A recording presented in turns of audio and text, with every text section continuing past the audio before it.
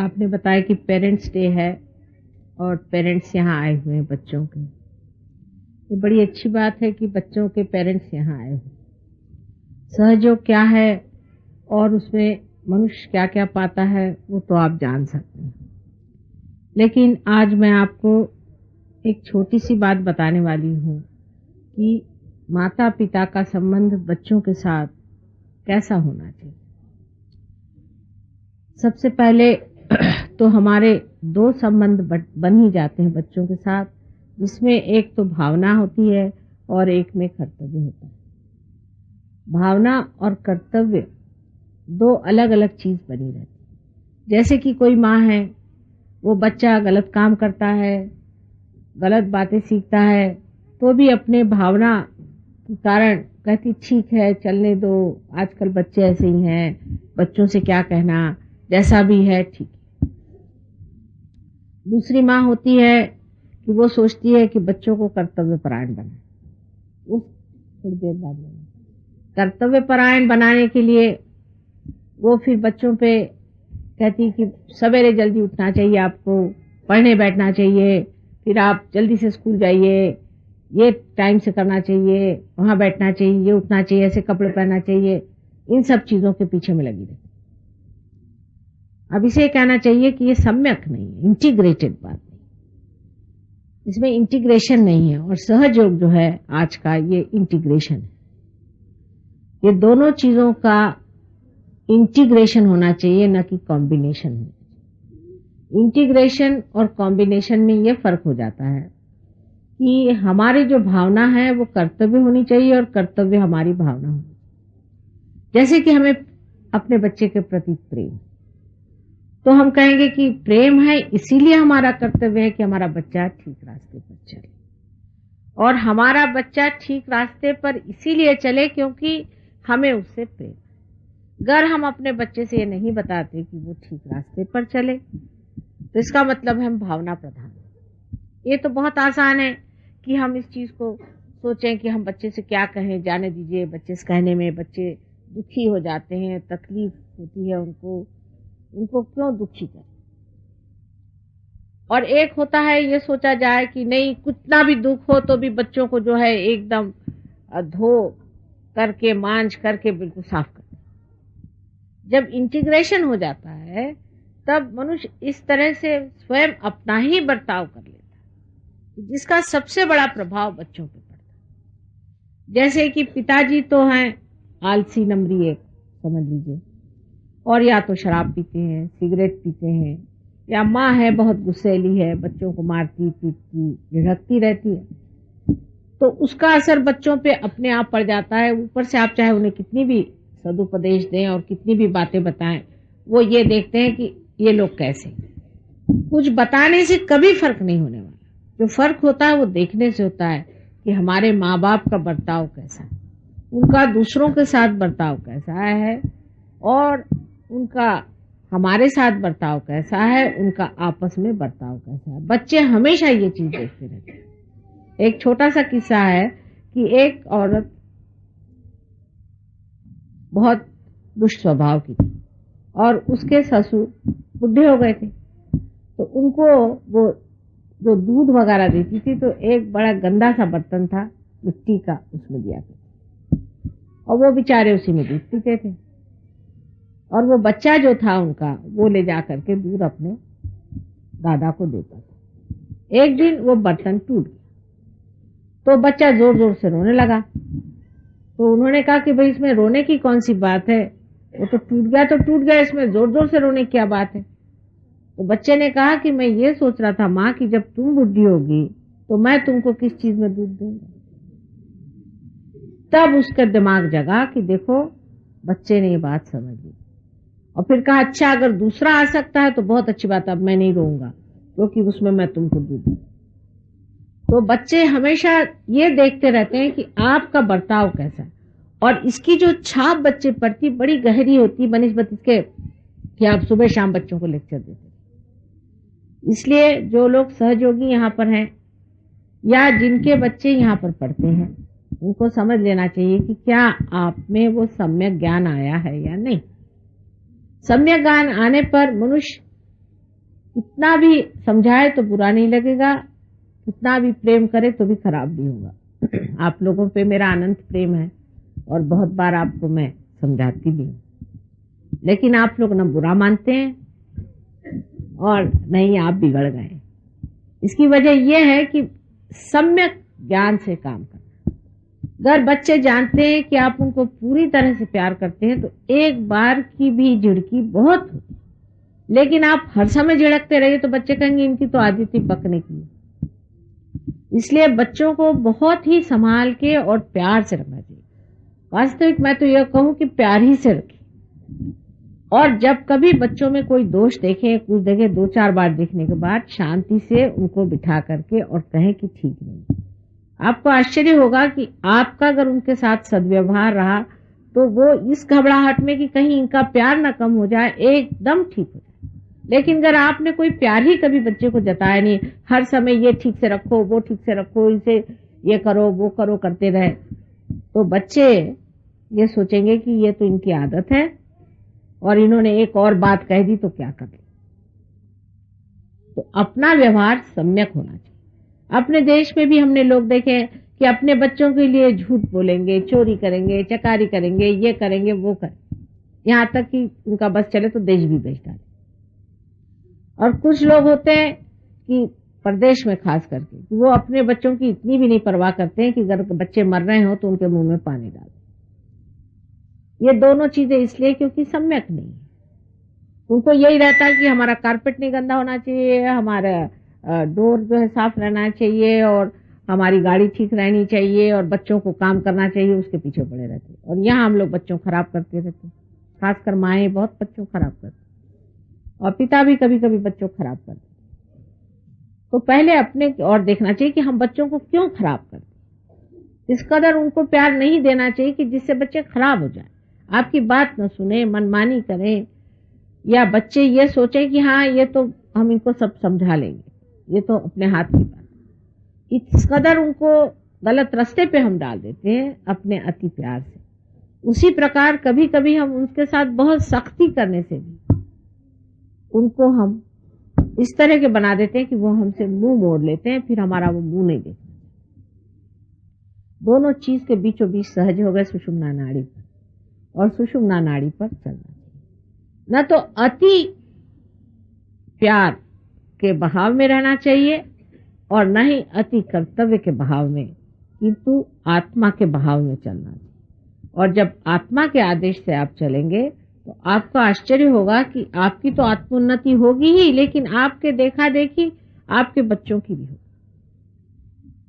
ये सहयोग का स्कूल इसलिए नहीं बनाया गया कि देश में स्कूल कम है। स्कूल तो बहुत लोग बनाएंगे, बना भी सकते हैं, पैसा भी बना सकते हैं, बच्चे पढ़ भी जाएंगे, ग्रेजुएट भी हो जाएंगे और सब हो जाए। सहयोग का स्कूल बनाने का मेरा विचार सिर्फ एक बात से था कि हमारे देश में आज ऐसे नागरिकों की जरूरत है कि जो एक विशेष रूप के आदर्शवादी हों, और ये विशेष रूप के आदर्शवादी बच्चे कहाँ तैयार हों। उनके लिए कोई ऐसी शाला होनी चाहिए जहां इसकी पूरी व्यवस्था हो। उसी प्रकार टीचर्स का भी हाल। अगर टीचर्स चिड़चिड़े हो, हर समय ये खराब वो खराब, इस तरह की बेकार की बातों में दिमाग लगाते होंगे तो बच्चे भी वैसे हो जाएंगे मटेरियलिस्टिक। या तो अगर टीचर भी ओवर इंटेलिजेंट, माने बच्चों के बहुत प्यार दुलार में उनको पढ़ाई लिखाई न दे तो बच्चे भी वैसे हो जाए।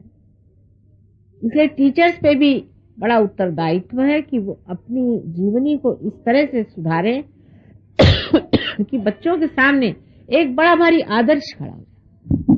जो लोग याद करें कि हमारे ये टीचर थे, उनकी एक विशेषता ये थी, उनकी ये विशेषता थी।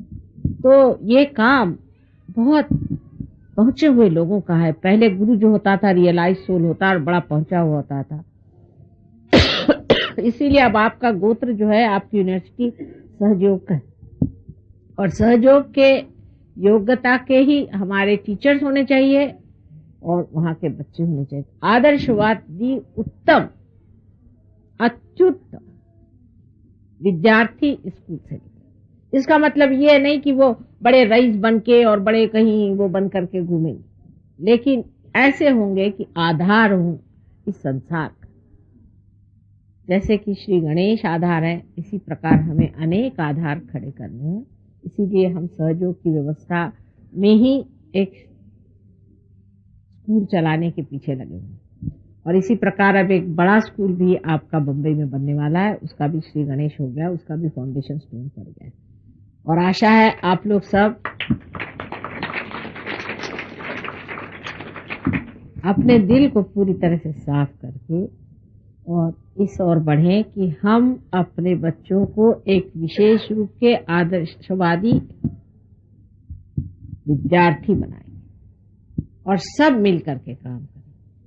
बच्चों में झगड़ा और उनमें जो उत्पात करने की बातें हैं उसको किस तरह से निकाल देना चाहिए और उसका कैसा किसी तरह से पूरी तरह से नाश कर देना चाहिए, ये सब कुछ यहाँ पर मैं चाहती हूँ कि पेरेंट्स को भी सिखाया जाए।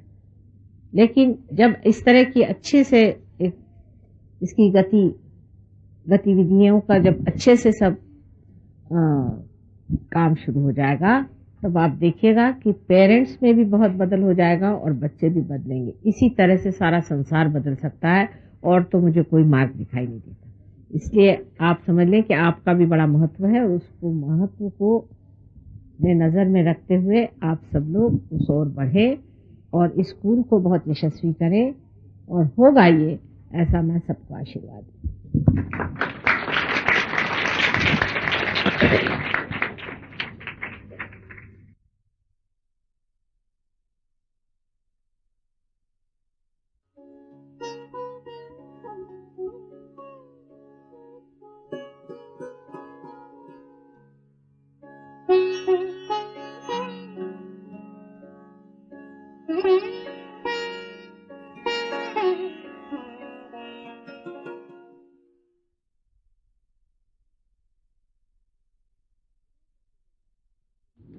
हृदय चक्र जो है उसमें 3 उसकी साइड है, एक तो लेफ्ट, एक राइट और एक नीचे।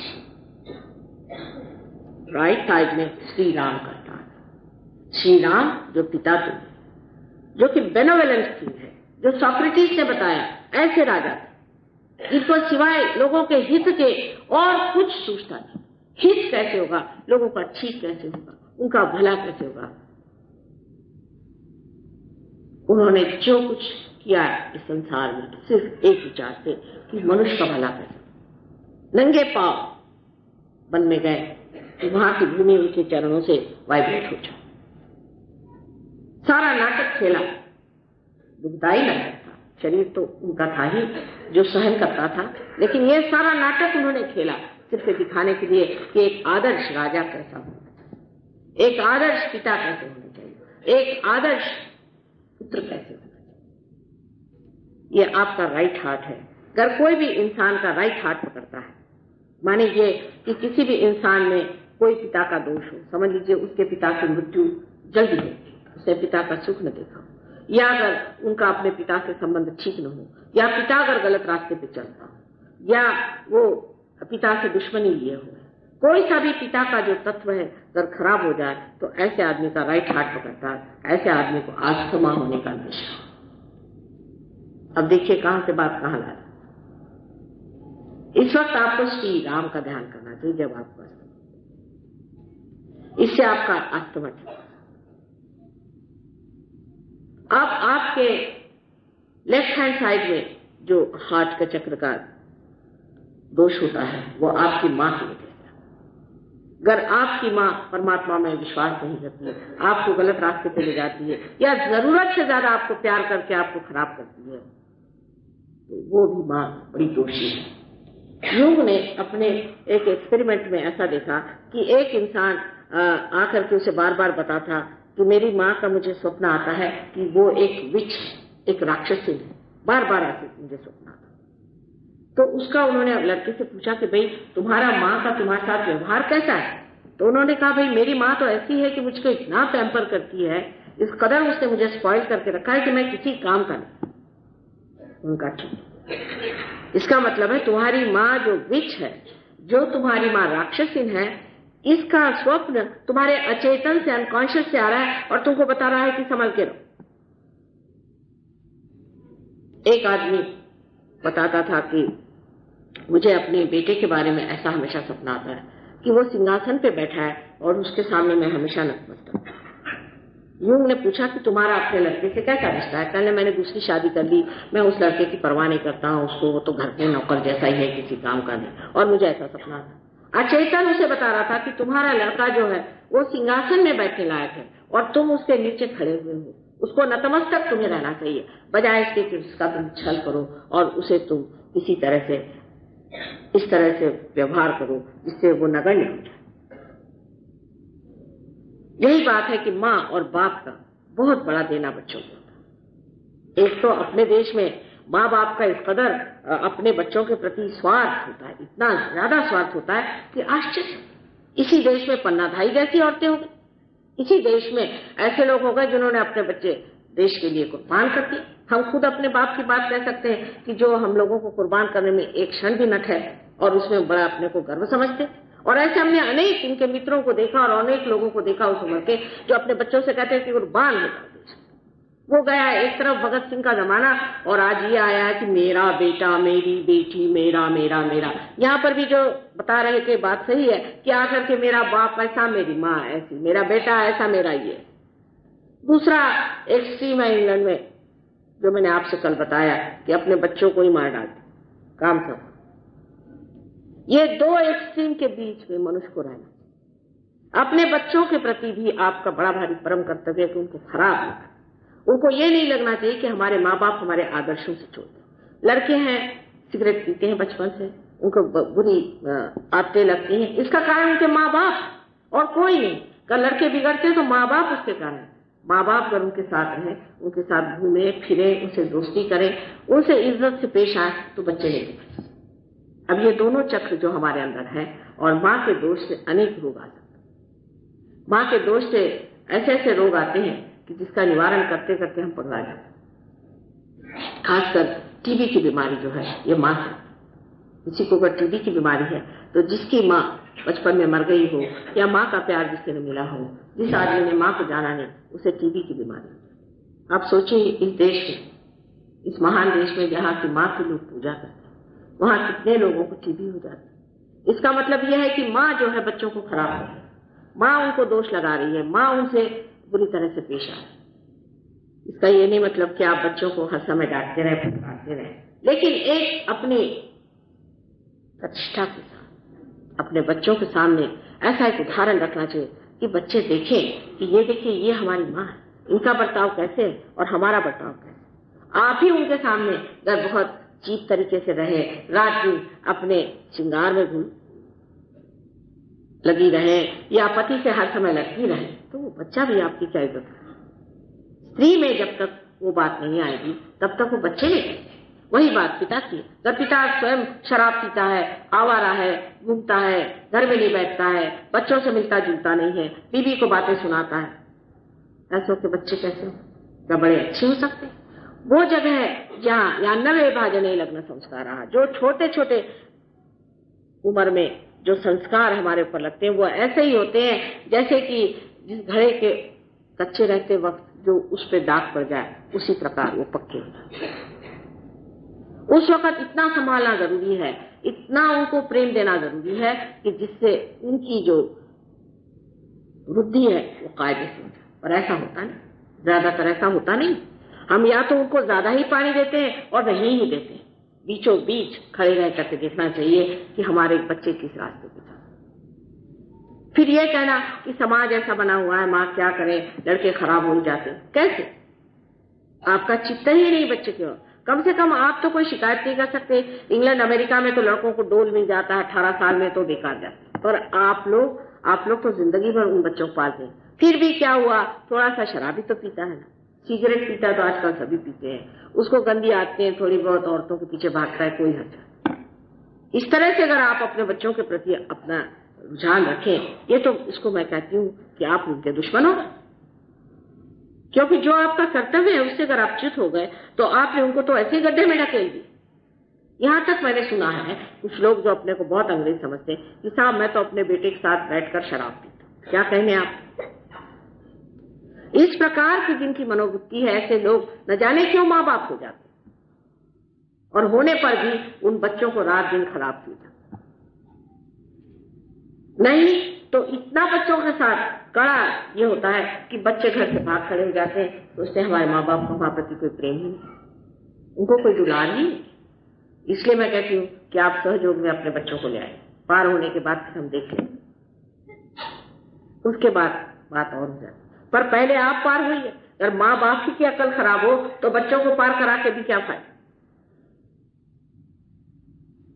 वो तो गलत रास्ते अपने जो आप बच्चों को सिखाएंगे और हम उनको सही रास्ते सिखाएंगे तो कहेंगे हमारे बाप तो एक बात कहते हैं और माता जी दूसरी बात कहते हैं।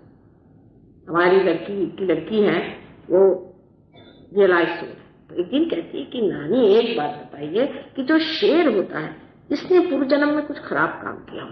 मैंने कहा क्यों? क्योंकि उसके माँ बाप कहते हैं कि तुम इंसान को खाओ और उसको भगवान कहता मत खाओ, तो वो क्या करे? देखिए उसके सामने ये प्रश्न खड़ा होगा कि इससे पूर्व जन्म में कुछ बुरे कर्म करे होंगे, नहीं तो ये ऐसे माँ बाप से क्यों पैदा हुआ कि जो कहते हैं कि इंसान को खा। यही प्रश्न हमारे दिमाग में आना चाहिए कि आखिर ऐसा कौन सा हमने पूर्व जन्म में कर्म किया है कि जिसके कारण हम अपने बच्चों को ठीक रास्ते पर नहीं लगा सकते। ये दोनों चक्र ठीक हो जाने से आपकी माँ और बाप, ये दोनों स्थितियां जो है ठीक हो जाती। आप अगर बाप हैं तो आप बाप की दृष्टि से ठीक हो जाते हैं, अगर आप पुत्र हैं तो आप पुत्र की दृष्टि से ठीक हो जाते हैं, अगर आप माँ हैं तो आप माँ की दृष्टि से ठीक हो जाते हैं, और आप अगर माँ की बेटी है या पुत्र है तो उस तरह से ठीक हो जाते हैं। ये दोनों चक्र ठीक हो जाने से ही अपने देश के जो नवयुवक हैं ये समझें।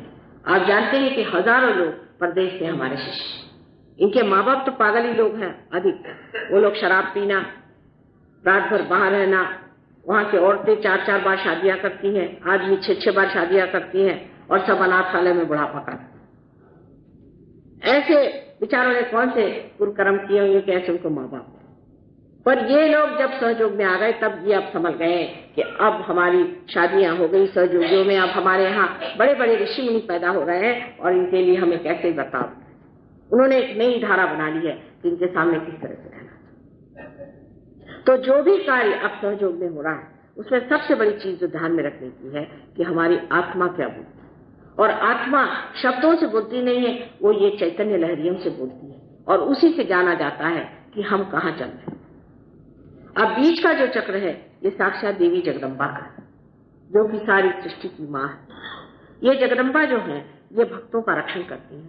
जो भक्त इस गोल जगह बना हुई जगह है जहाँ पर कि भक्त लोग सब लोग भगवान को खोजते हैं, उनका रक्षण कर। उनके लिए उन्होंने राक्षसों का वध किया, उनका रक्त पिया, उनके भूतों के भूत खा लिए, उन्होंने संहार कर करके इन लोगों को।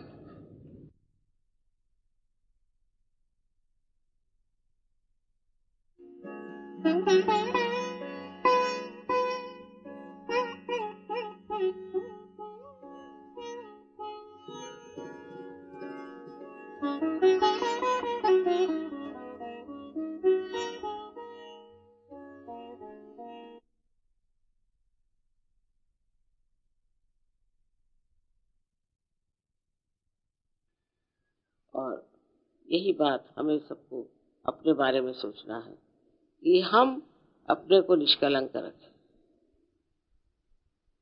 ये करते वक्त आप बुद्धि पुरस्कार नहीं हुए, बुद्धि से नहीं, फिर आपको लगेगा अरे बाप रे बड़ी मेहनत की चीज, पर आप इसे छोड़ दें। अपने चित्त को ही आप समझा दे कि देखो भाई गलत काम मत।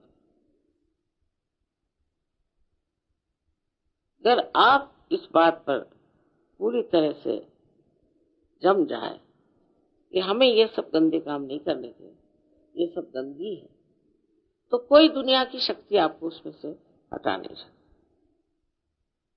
इसलिए मैं कहती हूँ कि सबसे आसान है कि बच्चों जैसे उनका मोहब्बती स्वभाव, उनका भोलापन, उनकी सादगी।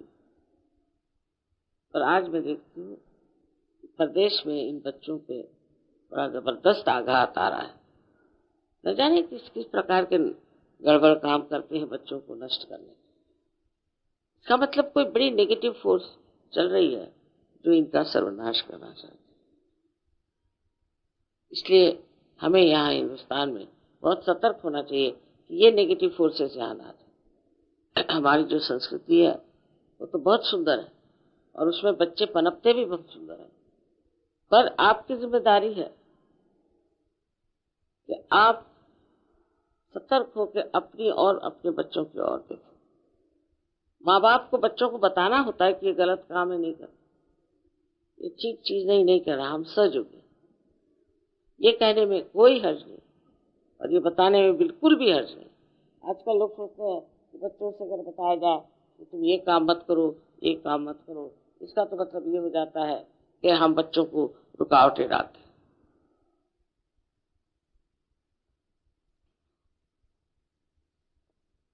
और प्रदेश में तो बच्चों को जैसा चाहे वैसे रहे। ये बात थी तो बच्चे पेड़ से क्यों नहीं लटके? आपने क्यों पैदा किया? आपकी क्या जिम्मेदारी है?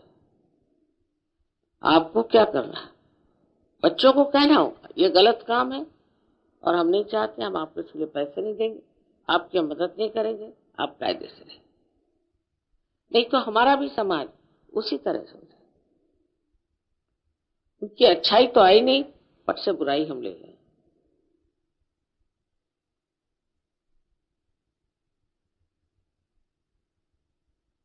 आशा है आप लोग समझ लेंगे कि गणेश जी का कार्य सहज में कितना महत्वपूर्ण है,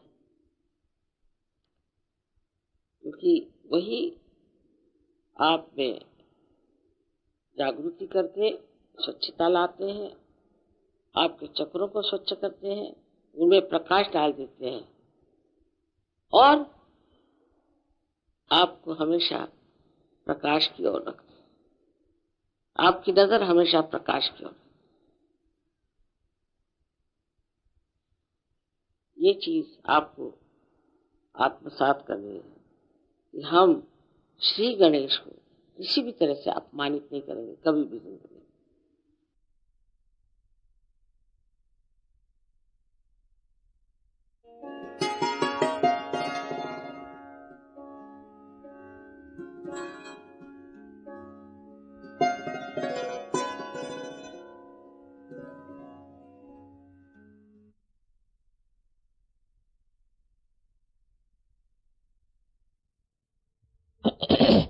और जो घर की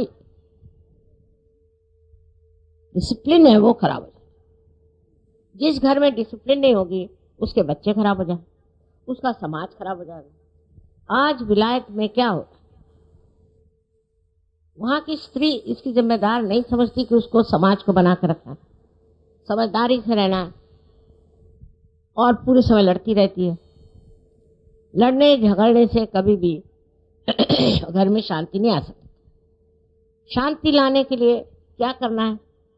पति से सुझाव करना है, उससे बात करनी है कि आखिर क्या बात है, क्यों ना हम दोनों प्रेम के साथ रहें, जिससे हमारे बच्चे ठीक। परदेश में कुछ भी सीखने का नहीं, क्योंकि उनका समाज बिल्कुल विचलित हो गया। एक एक औरत है वहाँ 8-8 शादियां करती है और रईस हो जाती है, उसको बस पैसे की लालच। वो अपनी सामाजिक स्थिति के लिए जिम्मेदार नहीं। वो नहीं सोचती कि हमारा समाज मेरे सर पे बैठा हो। आज भी हिंदुस्तान का समाज जितना बिगड़ा नहीं, उसका कारण माताएं अच्छी, और माताओं को भी जबरदस्ती नहीं करनी, समझाना चाहिए, उनसे दोस्ती करनी चाहिए और उनको अपने बराबर समझ करके और ठीक रास्ते पे रखना चाहिए।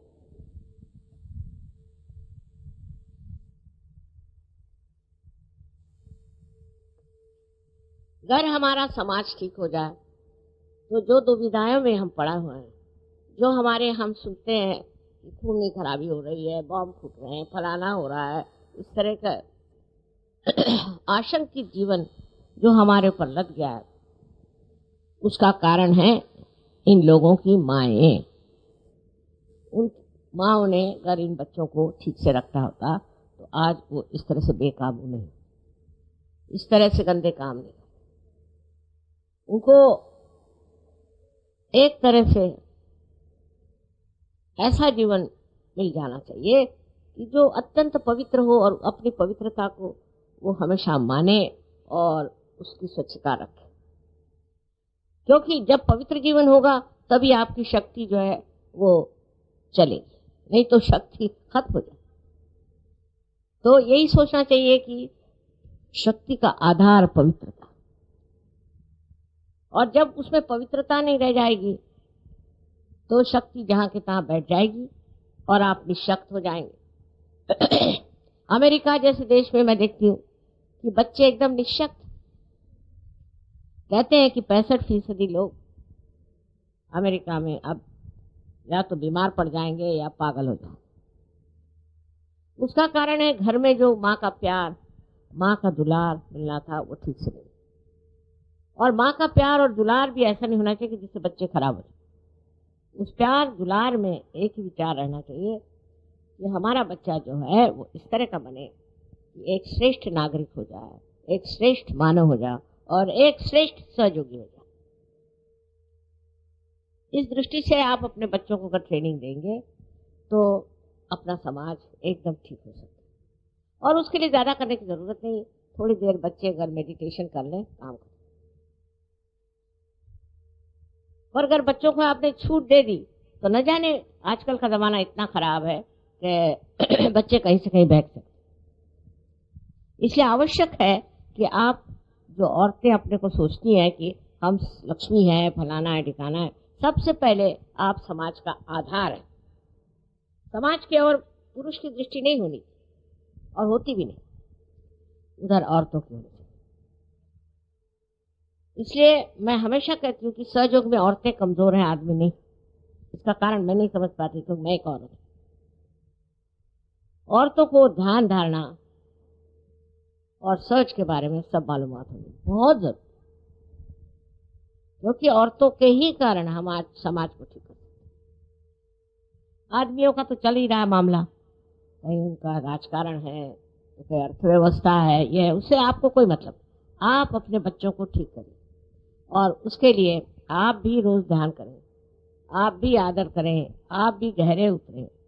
गहराई लिए हुए कितनी औरतें हैं, और जब कभी मिलती भी हो तो अपना ही रोना लिए बैठे रहते हैं। इसलिए मैं आज कह रही हूँ कि अगर आप शक्ति हैं तो आप शक्ति स्वरूपा होइए और उससे जो समाज का भला करना हो करिए, उससे आपके देश का, अनेक देशों का कल्याण हो।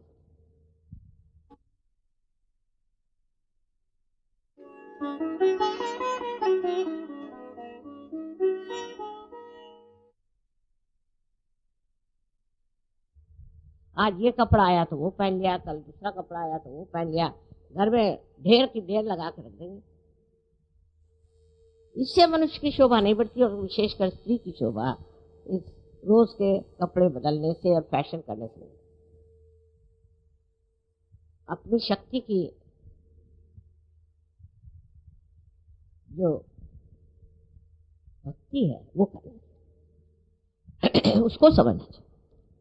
उससे जो आपके अंदर एक अप्रतिम विशेष आशीर्वाद मिलेगा, उससे आप सारे ही प्रश्न किसी भी तकलीफ के बगैर ठीक कर सकते, क्योंकि अब आपकी एकाकारिता इस सर्वव्यापी शक्ति से हो गई। तो लड़ने झगड़ने से कुछ नहीं, शांति से ध्यान करके, समझदारी रख के अपने बच्चों को सीधे रास्ते पे लाना।